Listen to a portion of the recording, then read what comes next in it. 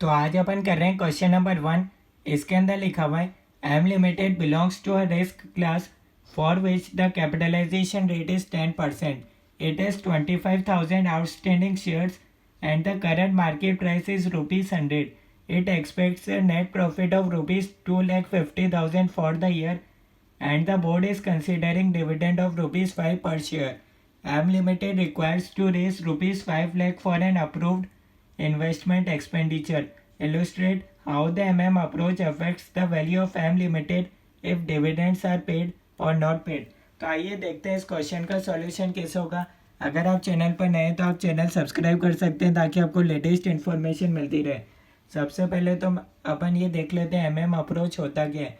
MM approach ये कहता है भैया अगर आप डिविडेंड दो या फिर मत दो तो उससे आपकी वैल्यू ऑफ फर्म पर कोई फ़र्क नहीं पड़ेगा। ठीक है, वैल्यू ऑफ फर्म आपकी सेम रहेगी चाहे आप डिविडेंड पे करो या नहीं करो। ये बोलता है ये क्वेश्चन और ये आपको प्रूव करके दिखाना है इस क्वेश्चन में, इसका ये मतलब है। ठीक है, क्वेश्चन समझ में आया। अपन को प्रूव क्या करना है, तो आइए अपन दो केस अब आपको पता चल गया होगा कौन से बनाने हैं।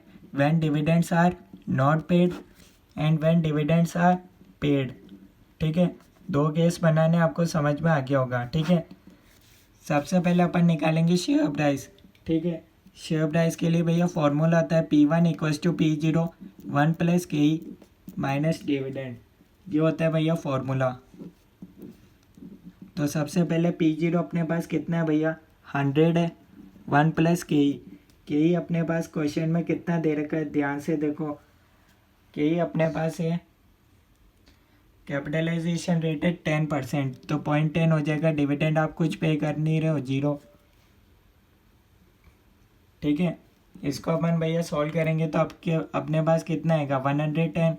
ऐसे इधर शेयर प्राइस निकालेंगे, सेम फॉर्मूला 100 1 + 0.10। यहाँ आपका डिविडेंड कितना पे हो रहा है 5 पर शेयर, तो यहाँ से अपने पास P1 आ जाएगा 105। ठीक है, नेक्स्ट केस में अपन निकालते हैं number of new equity shares issued. दोनों तरफ सेम हेडिंग लिख देना, number of new equity shares issued same. इसमें अपन देखते हैं भैया सबसे पहले आपको फंड्स कितना रिक्वायर्ड है। कितना रिक्वायर्ड है भैया ₹5 लाख आपको इन्वेस्टमेंट के लिए चाहिए। ठीक है, अब अपन देख लेते हैं पहले अपने पास रिटेन अर्निंग कितनी है। रिटेन अर्निंग मतलब अर्निंग माइनस डिविडेंड पेड। ठीक है, कितनी भैया आपके पास है, नेट प्रॉफिट आपके पास भैया 2,50,000 का। ठीक है, जो प्रॉफिट है भैया जितना फंड्स रिक्वायर्ड है उसमें से जितना आपके पास प्रॉफिट है उसको माइनस कर देंगे तो ये आपके पास आ जाएगा बैलेंस अमाउंट। ठीक है, एक शेयर की प्राइस है भैया 110, तो न्यू इक्विटी शेयर्स कितने होंगे 2,50,000 डिवाइडेड बाय 110, तो ये अपने पास आ रहे 2272.72। ये अपने पास आ गया। ऐसे ही सेम इधर चलेगा, फंड्स रिक्वायर्ड है आपको 5 लाख, अर्निंग आपके पास कितनी है भैया 2,50,000। इस केस में क्या हो रहा है डिविडेंड पे हो रहा है, कितना हो रहा है भैया 5 पर शेयर, तो आपके पास 25,000 × 5 हो जाएगा 1,25,000 हो जाएगा।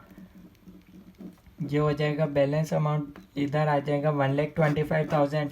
इसको आप सॉल्व करोगे तो आपके पास आ जाएगा 3,75,000। एक शेयर की प्राइस है 105।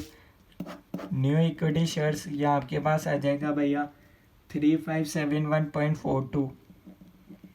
ठीक है, इतने आपको इक्विटी शेयर्स इशू करने पड़ेंगे तभी आपकी ये फंड्स की रिक्वायरमेंट फुलफिल हो पाएगी। समझ में आया। ठीक है, अब अपन देखते हैं भैया वैल्यू ऑफ फर्म कितनी है भैया, दोनों केस में देखेंगे। तो इसके लिए अपने पास फॉर्मूला होता है भैया एग्जिस्टिंग इक्विटी शेयर्स। टोटल अपने पास अभी कितने हैं 25,000 एग्जिस्टिंग है। न्यू इक्विटी शेयर्स इशू करने पड़ेंगे 2272.72 इंटू भैया प्राइस ऑफ शेयर P1 110। ठीक है, यहाँ तक समझ में आया। अब अपन क्या करेंगे प्लस कर देंगे, अपने पास कितना प्रॉफिट है 2,50,000 माइनस कितना करेंगे भैया जितना खर्चा होगा 5 लाख, तो इसको अपन डिवाइड कर देंगे भैया 1 + KE। KE की भैया कैपिटलाइजेशन रेट है भैया 10%, क्वेश्चन में दे रखा है। तो यहाँ से अपने पास आ जाएगा 25 लाख। ये अपने पास है वैल्यू ऑफ फर्म, सेम इधर भी होगा 25,000 + 3,571.42 इंटू P1 है इस केस में 105 प्लस यहाँ आपके पास अर्निंग तो सेम ही रहेगी भैया, क्वेश्चन में दे रखी है वही लेनी है, ठीक है, डिवाइडेड बाय 1 प्लस KE। तो यहाँ से आपके पास आ जाएगा भैया 25 लाख। अब अपन निकालेंगे भैया प्रेजेंट वैल्यू ऑफ फॉर्म। अभी अपन ने निकाला था वैल्यू ऑफ फॉर्म, अब अपन निकालेंगे प्रेजेंट वैल्यू ऑफ फॉर्म। इसके लिए फॉर्मूला होता है existing equity shares into P0। Existing equity shares आपके पास 25,000 इंटू P0 आपके पास क्वेश्चन में दे रखा 100, तो ये आपके पास आ गया 25 लाख। इधर भी सेम ही रहेगा 25 लाख इंटू 100। तो ये अब आप इधर कंपेयर कर सकते हो भैया, जब आपने dividend not paid and dividends are paid, आपकी वैल्यू ऑफ फर्म सेम रही, ठीक है, कोई फ़र्क नहीं पड़ा आपकी वैल्यू ऑफ फर्म पर, आपने चाहे डिविडेंड दिया चाहे नहीं दिया। तो ये बोलते हैं MM अप्रोच, ये आपको प्रूव करके दिखाना था, तो ये इस बारे में क्वेश्चन था, आप ध्यान से देख सकते हो भैया।